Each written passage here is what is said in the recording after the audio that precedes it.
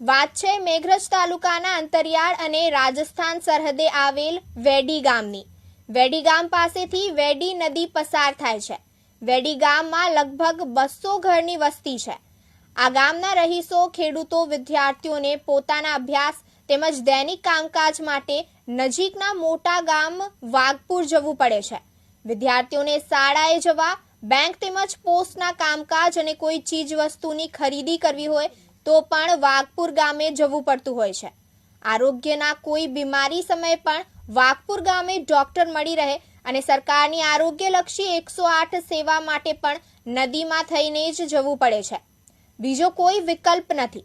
હાલ ચોમાસું ચાલુ છે ત્યારે આ વિસ્તારના અને ઉપરવાસના વરસાદના કારણે વેડીમાં પાણીની આવક શરૂ થઈ ગઈ છે, જેથી ગામ લોકો, ખેડૂતો અને વિદ્યાર્થીઓને જીવના જોખમે નદી પસાર કરી જવું પડે છે। આ નદી પર પુલ બને એ ખાસ જરૂરી છે। વેડી નદીમાં ચોમાસામાં પાણી આવી જાય છે, જેથી ઘણીવાર વિદ્યાર્થીઓ અભ્યાસથી વંચિત રહે છે અને જો પાણી વધે અને શાળાએ જવાનું સાહસ કરે તો ડૂબી જવાનો, તળાઈ જવાનો ભય રહે છે।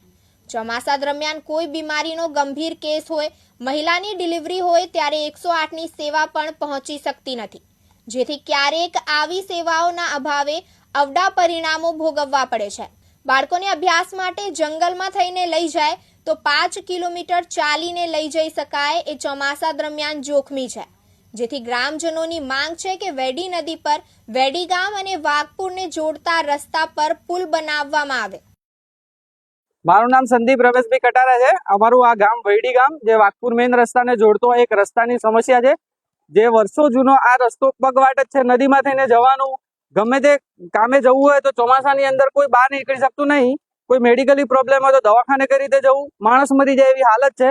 રસ્તો બિલકુલ ત્યારનો વર્ષો જૂનો કોઈ તંત્રને રજૂઆત કરે છતાં બી કોઈ રસ્તાનું હજી સુધી કઈ નિરાકરણ થયું નહીં। એટલે સરકારશ્રીને વિનંતી કરીએ કે આ રસ્તાનું કંઈક નિરાકરણ લાવે। સ્કૂલમાં જવા માટે બચ્ચાઓને પ્રોબ્લેમ થાય, દવાખાને અમે જઈ શકતા નહીં, કોઈ ઇમરજન્સી આવે, કોઈ લેડીઝને ડિલિવરી હોય તો હોસ્પિટલ કઈ રીતે જવાનું? છોકરાઓને પકડીને લઈ જવા પડે। અમારે નદી ઉતારવાના હાથ પકડીને, માથા ઉપર પકડીને લઈને રોજ સ્કૂલે મૂકવા જાય છે ને સાંજે કદાચ એકલું છોકરો હોય તો કઈ રીતે આવે? તણાઈ જાય તો એની જવાબદારી કોની? એટલે આ રસ્તો અંદર 3 કિલોમીટર જાય છે અને આજુબાજુ 200 ઘરો છે, એટલે ખાસા બધા માણસોને આ પ્રોબ્લેમ છે।